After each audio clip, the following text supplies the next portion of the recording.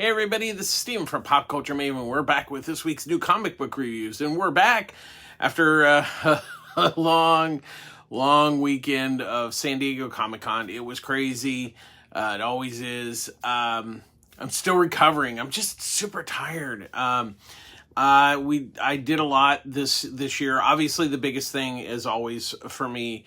I'm part of the staff for the Eisner Awards, which is always great. It's literally the Oscars of the comic industry. You can definitely go to the Comic-Con website and see all the winners.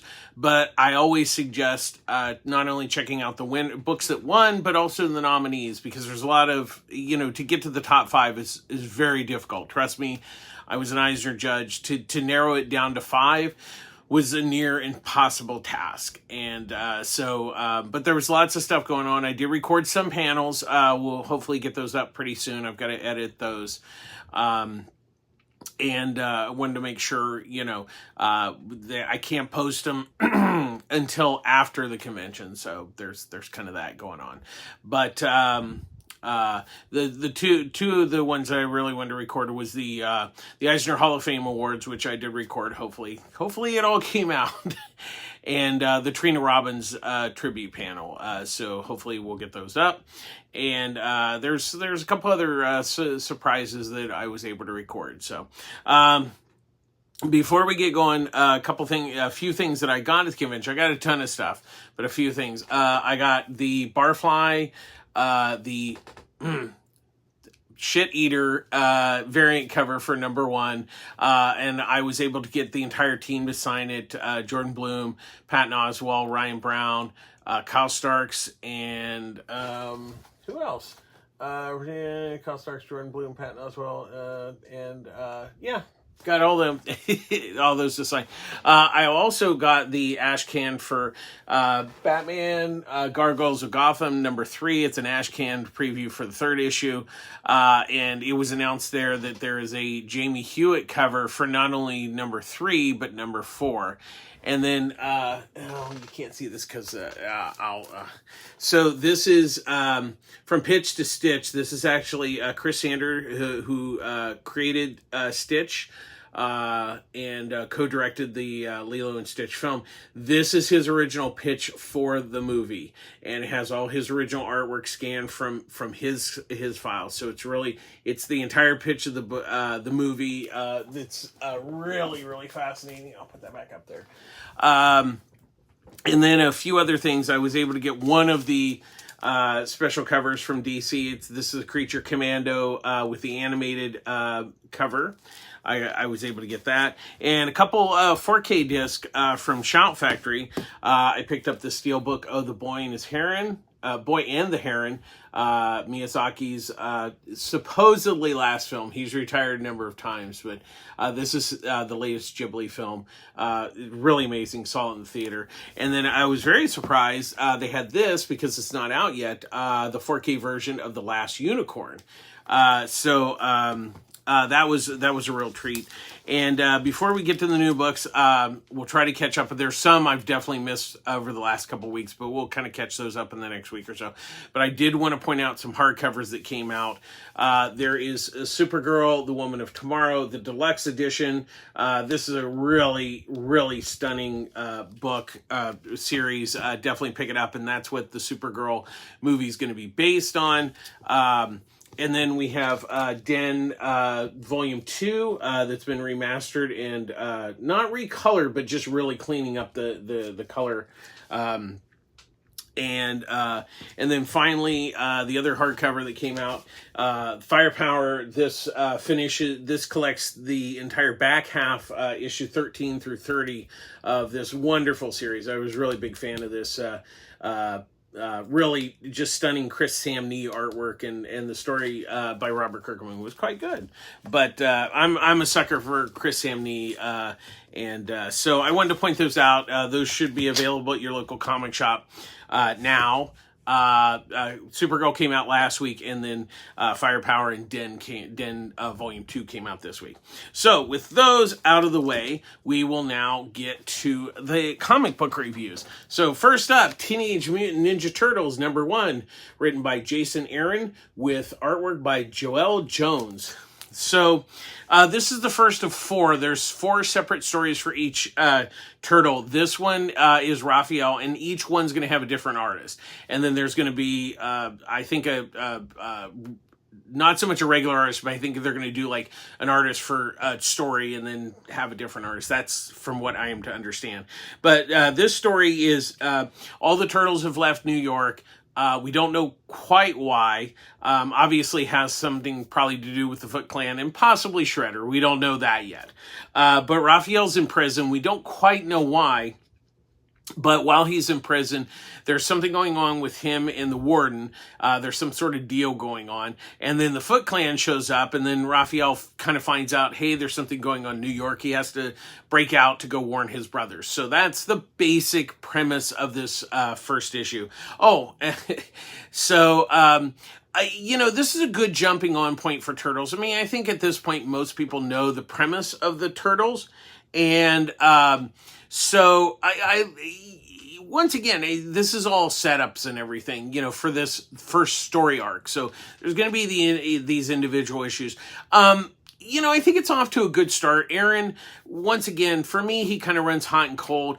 But I think this is off to a good start. I like the fact that they're setting up each of the turtles, and because there are things about each of the turtles, like Raphael's kind of the hothead, and he really takes advantage of that in the story because he's in prison. So it's really interesting what he does. And then Jones's artwork is really, really wonderful. I'm a big fan of her artwork, and I think the book's off to a good start, and I think it's a good jumping on point for new readers.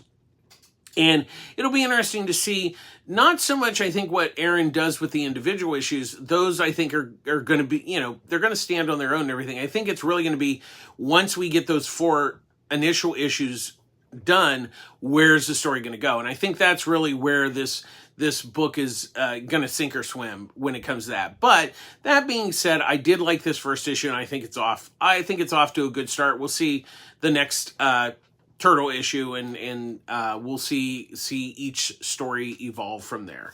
Next up, we have What If Donald Duck Became Wolverine, #1. It's a one-shot. Written by Luca Barberi, with artwork by Giotto Rudaviti. So this is, it's a very simple story. It's definitely an all-ages book. Of course, the timing with the Deadpool Wolverine movie couldn't have been better for this book. So you have Donald as Wolverine, Mickey as Hawkeye, Goofy as Hulk, and what has happened is the Beagle Boys Pete has gotten the Beagle Boys together. They've taken over Uncle Scrooge's money bin. And so it's up to the three heroes to go and save the money for Uncle Scrooge. That's the basic premise here. This is not really a deep book or anything. It's, like I said, it's an all ages kind of book. It's cute. It's fun. Once again, I don't think it's not mind-numbingly brilliant, but then it's not trying to be. I think it just tells its story well. Barberi, does a nice job of including flashbacks to Wolverine's kind of origin and things that he's done throughout the years. And there's a nice nod to Giant Size X-Men #1, which was nice. And then Rivaldi's artwork is nice. It's the cartoony style. It's a fun little book. I mean, it is what it is, and I think if you expect more, then you're definitely going to be in trouble on that. But it's a cute little story, and it's something you can. It's one of those rare Wolverine books that you can actually give to a kid. So that is kind of a plus for that. Next up, Epitaphs from the Abyss, #1. So this is the reimagined EC line of books. There's multiple stories. We have Killer Speck by Jay Holtham, with art by George Fornes. And then we have Senator, written by Chris Condon, with artwork by Peter Krause. We have Family Values, written by Stephanie Phillips, with artwork by Phil Hester. And then Us vs. Us, written by Brian Azzilio, with artwork by Vlad Lestaviv.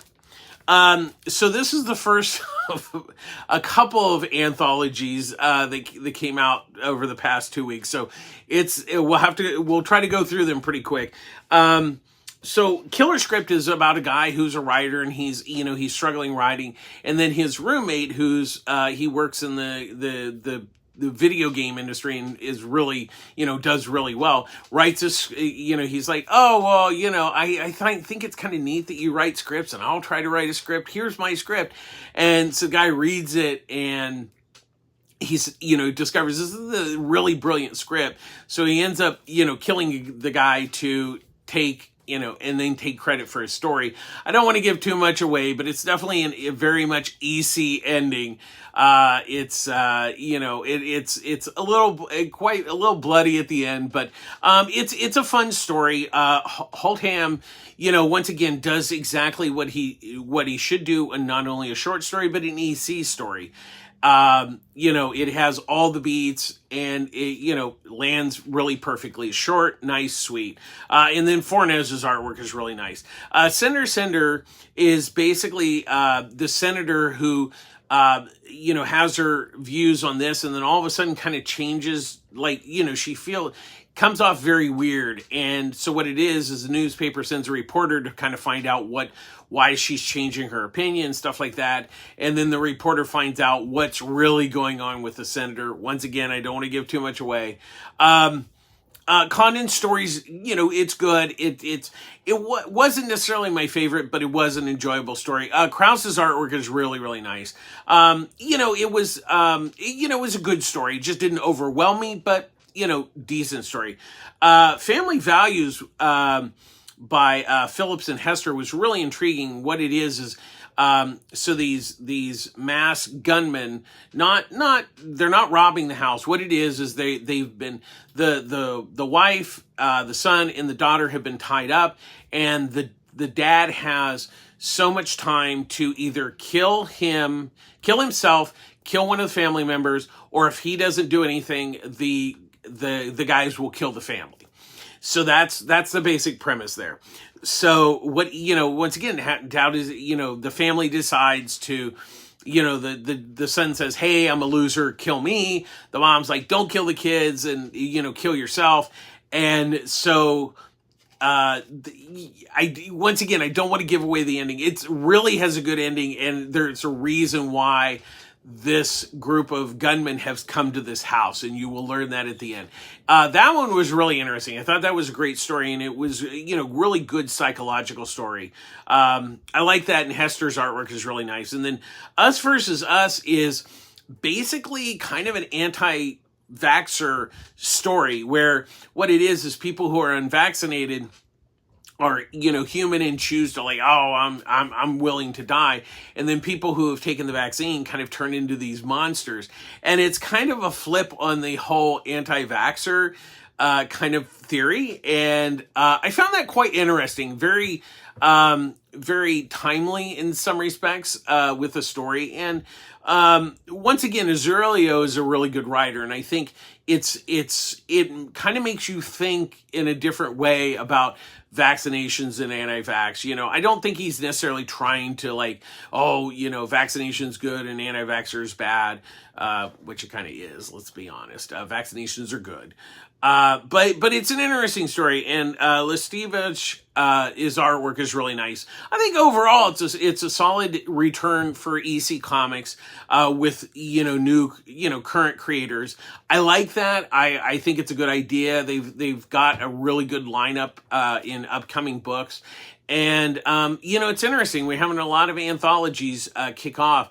Creepshow from Skybound has been pretty successful. And so I think other companies are like, hey, we could kind of do the same thing. And I think it's neat that Ani is bringing back the EC comics, because EC comics are just amazing. But I think it's a solid buy. I think it's worth definitely picking up. Worth checking out this week or last week. Next up, we have NYX #1, written by Jackson Lansing and Colin Kelly, with artwork by Francisco Montero. So what this is really kind of centers around Miss Marvel, who's apparently a mutant. I won't even go there, whatever. So her big thing is, she's going to school. She, after the Krakoa, she just wants to kind of live a normal life. And so what it is while she's there, she runs into Sophie Cuckoo, who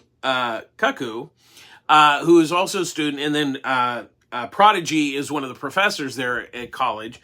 And so, she just kind of wants to live a normal life. And then the female Wolverine comes in and says, nah, you need to be a superhero and all this kind of stuff. And then, she ends up, going to the subway, and there's, she saves some people and everything. And then you find out it's this new set of bad guys that, try to, kill people in the subway. It's kind of okay. I mean, I don't think it was terrible. I think it was just like, it's nice and everything. It was just an average, kind of superhero story. And that, once again, it wasn't impressive enough to really wow, I really need to buy the second issue. Once again, it's okay. I don't think it's great. I don't think it's terrible. I think it's just average. And that is kind of a bit of its failing, that it's just, it's nothing special. The artwork by Mortonero it's nice. The artwork's nice, but it's just not quite enough to save it. I think it's just, once again, I think it's okay. It hasn't been, so far the first X book that I reviewed was probably, the best one, I think, so far of the bunch.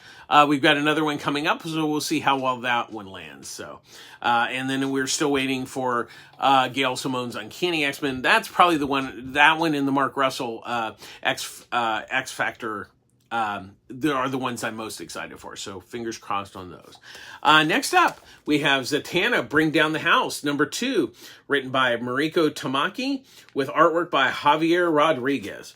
I really like this first issue, and the second issue does a really nice job of building on that story.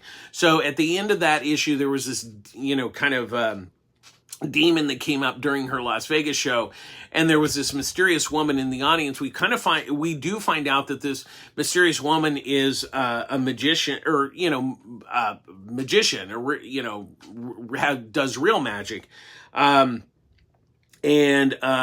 We also find out that, she did some magic when she was young, and this kid disappeared, and her father, Zatanna, helped to try to get the kid back. He disappeared or is dead. We don't know. That probably is going to come up later in the story.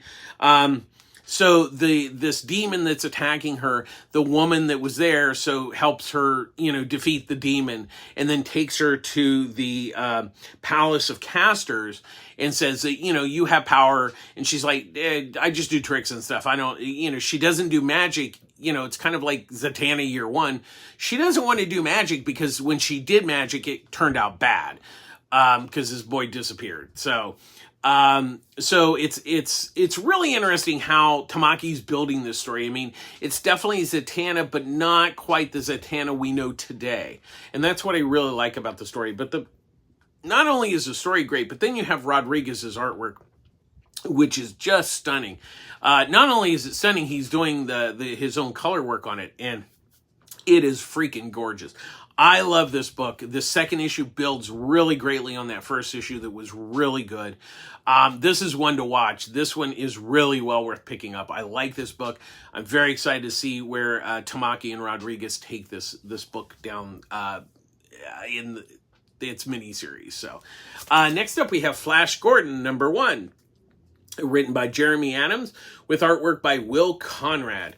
So this takes place after the events of Flash Gordon Zero. Now, if you happen to have missed that, there is a QR code in the first issue, so you can scan it and you can read the Zero issue for free.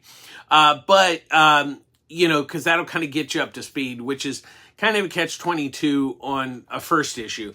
But basically, so what it is in the Zero issue, Flash destroyed Mongo, and now Mongo has been, all the, people, all the different fractions of Mongo have kind of left the planet, and so they've, created new worlds, but Flash is trapped on the planet Death, and we don't quite know why. But then this other prisoner comes in and says, hey, there's an assassination attempt on Dale Arden. So Flash is like, hey, I need to get out of here, go rescue Dale. And so that's kind of this first issue. It's a setup issue, and like I said, I think it would have been wise of Mad Cave to actually, maybe reprint the Zero issue with the first issue. I know that might have raised the cover price, but I think it would have been a kind of a good idea. I think it is wise that you read Zero first, before you read this. But as a Flash Gordon fan, I think it's off to a good start. We'll kind of see where it goes. I mean, I like what Adams is doing here, how he's not just doing, oh, here's Flash Gordon, and we'll kind of do the basics and everything. I like that premise. And then Conrad's art is actually quite nice. So I think it's off to a good start. I mean, I'm a little hesitant for a strong recommendation, because it's Adams is still setting up the story. But I think it's off, like I said, it's off to a good start. I think it shows promise. We'll kind of see where he takes the next few issues and kind of gauge it from there. Next up is Hello Darkness #1. Now, this is our second of the 3 anthology books. So this one has multiple stories. It has Contagion, written by Jude Ellison S. Doyle, with artwork by Letiza Condesi. I Can Take You Anywhere, written and drawn by Robert Hack. Stay in Your Lane, written by Dave Cook, with artwork by David Corsens. Something is Killing the Children. A Monster Walks into a Bar, Part 1, written by James Tynan IV, with artwork by Werther der Eldra. The Siren, written and drawn by Sarah Anderson. The Foster, written by Steve Orlando, with artwork by A.L. Kaplan. And then The War, Part 1, written by Garth Ennis, and with artwork by Becky Cloonan. So, yeah, there's a lot of stories. So, Contagion, that story is basically the kids kill their parents, because what it is they discover that the parents are scientists, and they're discovering they're going to create a virus that kills everybody. So that's why the kids are killing the parents. I Can't Take It With You Anywhere is just really one panel. It's a one page with 3 panel kind of short kind of one panel comics or stories, kind of like, Far Side, it's a one panel thing. I like the art. They're just kind of weird stories, but they're okay. Contagion was interesting. I mean, it wasn't, it was kind of okay. I think the payoff wasn't as good as I had hoped it was. Stay in Your Lane, is, an old bowler, kind of like, it really looks like from the dude from Big Lebowski. He's an old bowler, and these people are coming to sign a contract with him. He doesn't do well. They end up they sign a contract with the younger guy. He goes mad, kills everybody. Once again, kind of an okay story. I wasn't necessarily blown away by the horror element of it. The artwork was nice. Cousin's artwork was nice. Really, the big draw for this book is going to be Something is Killing the Children. It's Erica Slaughter goes into a bar. That's all we really learn, because it's a short story. So there's really not much to tell from this, first part. Once again, it's the same team, so that's going to be the big draw for a lot of people. But I wouldn't say it was enough to sell me on the book. Siren's kind of interesting by Anderson. It's about a siren who goes to a lighthouse in the sky. It's kind of like a haunting type story. The artwork was really nice. The story has kind of a quasi, not sure what the ending is. The Foster by Orlando Kaplan is about a guy who fosters a hand on his stomach. He has it, and so basically, he's kind of like fostering this hand. He goes to parties and shows it off, and then he ends up kind of like, people like him for the hand and not for him. Kind of kind of story. It was okay. The art was nice. And the war part 1 is about this group of friends who get together and they're talking about the, war in Ukraine with Russia and how, it has not set off World War III yet. Hopefully not. That's a really interesting story. Becky Cloonan's artwork's really, really good. But once again, it's the first part, so it's not a big, I can't tell quite where it's going, but it was interesting. It's pure dialogue on that one. Overall, I wasn't super overwhelmed with it. Really, the Something Killing the Children and probably The War were the 2 best of the bunch. But once again, they're part 1s. And then the other stories were just kind of average horror stories. They didn't really, I didn't think they were scary or didn't get gross or anything.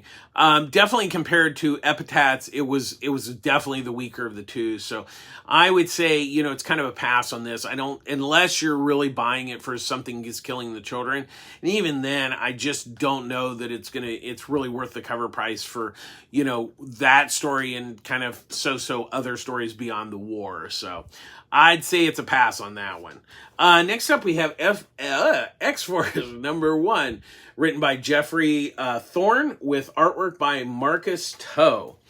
So this team is Forge, Sage, Tank, Captain Britain, Asakian, and Deadpool guest stars. And so basically what it is Forge is getting the team together. They go out to this city where everybody's missing and stuff, and there's this basically these sludge monsters that are eating people. And so it's Deadpool that comes to rescue. I will not say how they use him, but once again, it's kind of like NYX. It's an average superhero story, not particularly, overwhelming. It's decent, but didn't blow any air up my skirt. It was off to a decent start for first issue, but just not particularly overwhelming. So yeah, I'd say, both this and NYX are kind of a pass because they're just, the artwork by Toe is nice. And like I said, the story's okay. It's just not anything to like, ooh, that was, not something that intrigued me to read a second issue. So we'll leave it there. Next up, we have Batman Dark Age #4, written by Mark Russell with artwork by Michael Allred.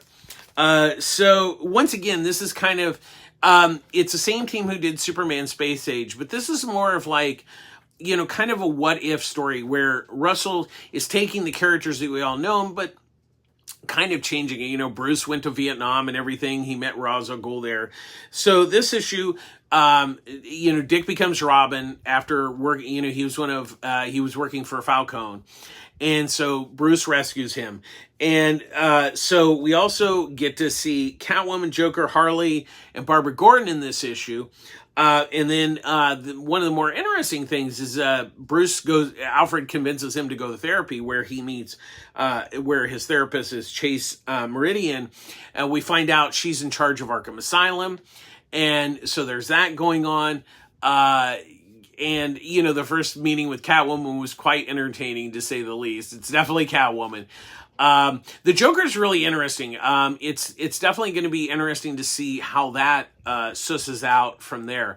But at this point, we don't know who this Joker is. But it was interesting, and I don't want to give too much away. But Russell's really, I like this is, he's kind of retelling Batman's origin in a different way, but just kind of, but not trying to reinvent the wheel. That's the most important thing.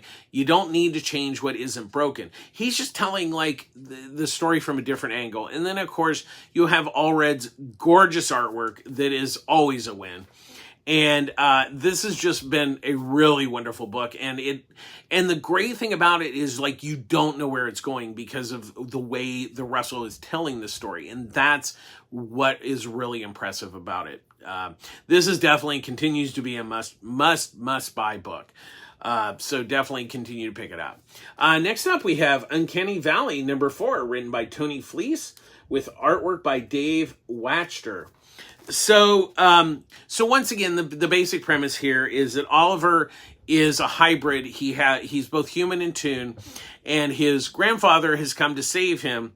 But Peggy, his mom, is she's found out things about what's going on in the Toon world and why the first, which is the villain, is trying to get Oliver.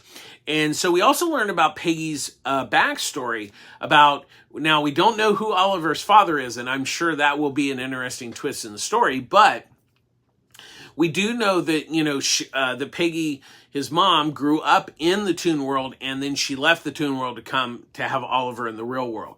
So that's obviously going to play into it. That's really what a lot of this issue is about, is kind of like setting up that to go into the story, which I thought was really interesting. I'm really digging what Fleece is doing with this book, with the story and everything, and how it's, and I like the fact that you have these toons and that Oliver can tune out, he can cartoon elements of his body and everything because he's half toon.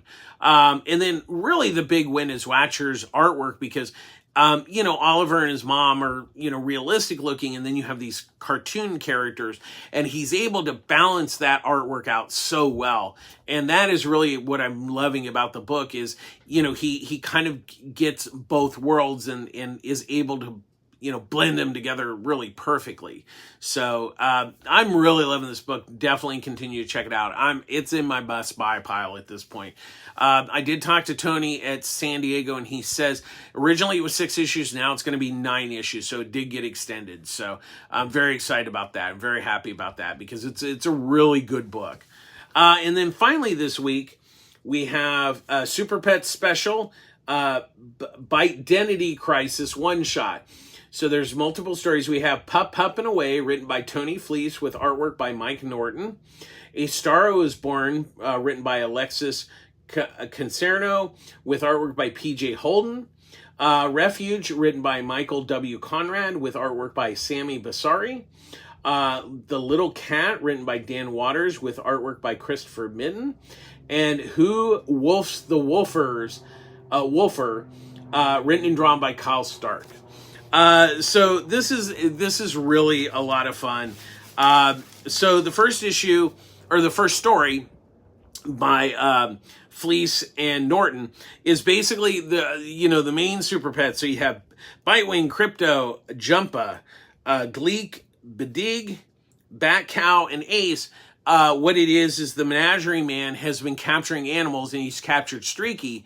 So what it is Crypto, Bitewing is left at the Kent's farm, and then Crypto comes in. What's really funny is that they're all like, they talk to each other, and Bitewing's just like a dog. He doesn't, he's just Dick's dog, and that's Dick and Barbara's dog. And so they go out to outer space to the Menagerie Man's satellite to rescue all the pets and everything.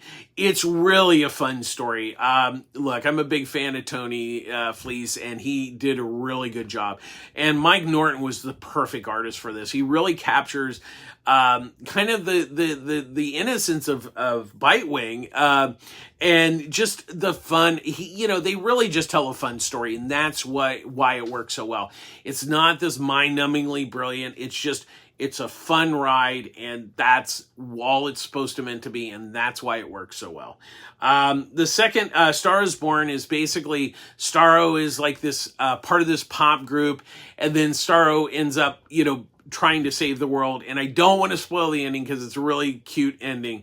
Quasano and Holden do a really nice job. I really like Holden's artwork. It has a really good look for Starro and everything. And then Refuge is basically Bat Cow with so we have the dog, a cat, and a turkey, and they're there. They've been captured by a biotech, and so they break out and save the other creatures that have been captured. And so they basically save the day. It's once again a simple story, but well done. Basari's art was really nice. And, once again, short, sweet story, and does its job. Probably the most visually interesting one, and this is not a knock against the other artists, is the Little Cat Girl. Is this girl who's everybody has left the planet, and she's left alone. And then what it is the Kennel of Doom, which is like the bad Super Pets, is Sinestro's cat. is also there with the girl, and it's very heartfelt story, very cute. The artwork is really amazing on that one. Once again, very, very, kind of, emotional story that Dan Waters has written, and Christopher Mitten's artwork is just gorgeous on that. And then the last one by Kyle Starks is Who Wolfs the Wolfmen, which is a dog parody of Wolfman, or Wolfman.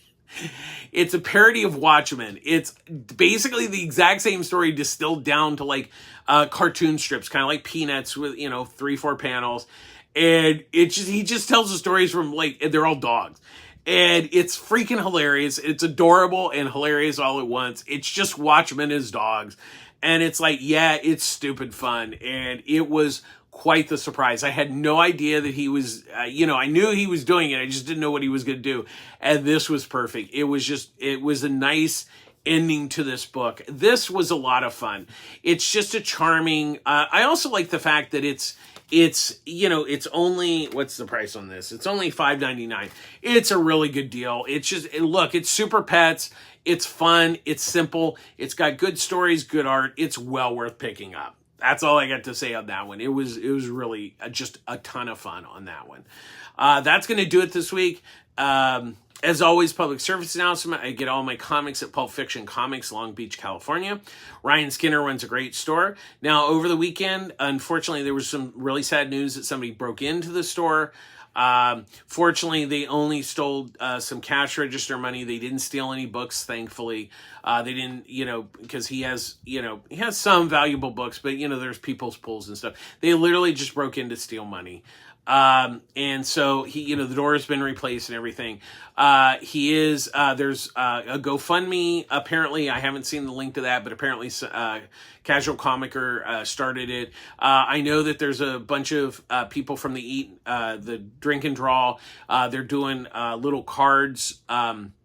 You can go to, their social media, the Pulp Fiction, website, their social media on Facebook.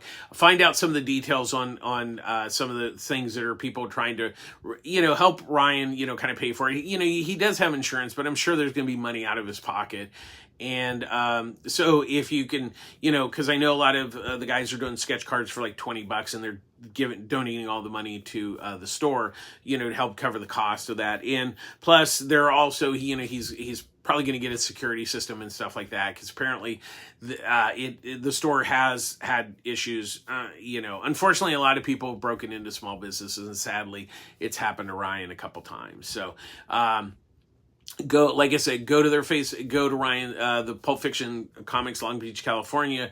Go to their Facebook. He's been updating with what's been going on with all that. So, as always, please support your local comic shop no matter what. If you order your books in advance, make sure you pick them up on a regular basis. That's very important. And we always end our show with Be Kind. Thanks to John and Debbie again for our wonderful little Be Kind statue. Being kind doesn't cost anything.